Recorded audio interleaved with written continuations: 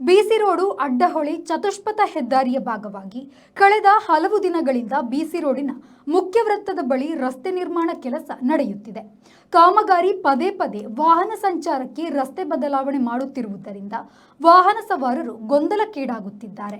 ಮುಖ್ಯ ವೃತ್ತದ ಬಳಿ 7 ರಸ್ತೆಗಳು ಸಂಗಮಿಸುತ್ತಿದ್ದು, ಚತುಷ್ಪಥ ಹೆದ್ದಾರಿ ಕಾಮಗಾರಿ ಹಾಗೂ ವೃತ್ತ ನಿರ್ಮಾಣದ ಕೆಲಸ ಪೂರ್ಣಗೊಳ್ಳುವವರೆಗೆ ವಾಹನ ಚಾಲಕರು ಇಲ್ಲಿ ಎಚ್ಚರಿಕೆಯಿಂದ ಚಲಿಸಬೇಕಾಗಿದೆ.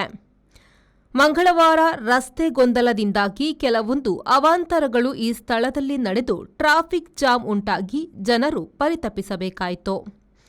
ಮುಖ್ಯ ವೃತ್ತದ ಬಳಿ ಒಂದೆಡೆ ಜೆಸಿಬಿಯಿಂದ ಹಳೆ ರಸ್ತೆಯನ್ನು ಅಗೆದು ಹೊಸ ರಸ್ತೆ ನಿರ್ಮಾಣದ ಕೆಲಸ ನಡೆಯುತ್ತಿದೆ. ಕಿರಿದಾದ ಒಂದು ರಸ್ತೆಯನ್ನು ನಿರ್ಮಿಸಿ ವಾಹನಗಳ ಸಂಚಾರಕ್ಕೆ ಅವಕಾಶ ಮಾಡಿಕೊಡಲಾಗಿದೆ. ಧೂಳಿನ ಸಮಸ್ಯೆಯಿಂದ ಮುಕ್ತಿ ಪಡೆಯಲು ನೀರು ಹಾಕಿ ರಸ್ತೆ ಇಡೀ ಕಂಬಳದ ಗದ್ದೆಯಂತಾಗಿದೆ. ಈ ಹೊಸ ರಸ್ತೆಯಲ್ಲಿ ಧರ್ಮಸ್ಥಳ, ಬಂಟ್ವಾಳಪೇಟೆ, ರಾಷ್ಟ್ರೀಯ ಹೆದ್ದಾರಿ ಹಾಗೂ ಪಾಣೆಮಂಗಳೂರು ಪೇಟೆಯಿಂದ ಸಂಪರ್ಕಿಸುವ 4 ರಸ್ತೆಗಳಿಂದ ಬರುವ ವಾಹನಗಳು ಜೊತೆಯಾಗಿ ಸಾಗಬೇಕಾಗಿದೆ.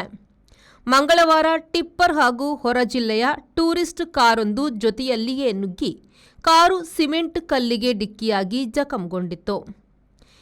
ಇಬ್ಬರು ಚಾಲಕರ ನಡುವೆ ರಸ್ತೆಯಲ್ಲಿಯೇ ಮಾತಿನ ಚಕಮಕಿ ಆರಂಭಗೊಂಡು ಕೆಲ ಹೊತ್ತು ಟ್ರಾಫಿಕ್ ಜಾಮ್ ಉಂಟಾಯಿತು. ಪುತ್ತೂರು, ಪಾಣೆಮಂಗಳೂರು ಪೇಟೆಯಿಂದ ಬರುವ ವಾಹನಗಳು ಧರ್ಮಸ್ಥಳ ಅಥವಾ ಬಂಟ್ವಾಳ ಪೇಟೆಗೆ ಹೋಗಬೇಕಾದರೆ ಬಿಸಿ ರೋಡಿಗೆ ಬಂದು ಸುತ್ತು ಬಳಸಿ ಹೋಗಬೇಕಿದೆ. ಕಾರು ಸಿಮೆಂಟ್ ಕಲ್ಲಿಗೆ ಡಿಕ್ಕಿಯಾದ ಸಂದರ್ಭವೇ ಅದೇ ಸ್ಥಳದಲ್ಲಿ ಕಾರೊಂದು ಬಂದ್ ಬಿದ್ದು ಮತ್ತಷ್ಟು ತೊಂದರೆ ಉಂಟಾಯಿತು. ಬಳಿಕ ಸಾರ್ವಜನಿಕರು ಬಂದ್ ಬಿದ್ದ ಕಾರನ್ನು ಕೈಯಿಂದ ತಳ್ಳಿ ಮುಂದೆ ಕೊಂಡೊಯ್ದು ಇತರ ವಾಹನಗಳ ಸಂಚಾರಕ್ಕೆ ಅನುವು ಮಾಡಿಕೊಟ್ರು. ಮಂಗಳವಾರ ಬೆಳಿಗ್ಗೆ ಮುಖ್ಯ ವೃತ್ತದ ಬಳಿ ಟ್ರಾಫಿಕ್ ಜಾಮ್, ವಾಹನಗಳ ಅವಾಂತರಗಳು ನಡೆಯುತ್ತಿದ್ದರೂ ಹೋಂಗಾರ್ಡಿನ ಓರ್ವ ಮಹಿಳಾ ಸಿಬ್ಬಂದಿಯನ್ನು ಹೊರತುಪಡಿಸಿ ಟ್ರಾಫಿಕ್ ಪೊಲೀಸರು ಸ್ಥಳದಲ್ಲಿರಲಿಲ್ಲ. ಮಂಗಳವಾರ ಉಪಚುನಾವಣೆಯ ಮತ ಎಣಿಕೆ ಕಾರ್ಯ ಇದ್ದುದರಿಂದ ಹೆಚ್ಚಿನ ಟ್ರಾಫಿಕ್ ಪೊಲೀಸರು ತಾಲೂಕು ಆಡಳಿತ ಸೌಧದ ಮುಂಭಾಗ ಕರ್ತವ್ಯದಲ್ಲಿದ್ದರು. ಇದರಿಂದಾಗಿ ವಾಹನಗಳ ಅವಾಂತರ, ರಸ್ತೆ ಗೊಂದಲ ಉಂಟಾಯಿತು. ಸಂದೀಪ್ ಸಾಲ್ಯನ್, ವಿ4 ನ್ಯೂಸ್, ಬಂಟ್ವಾಳ.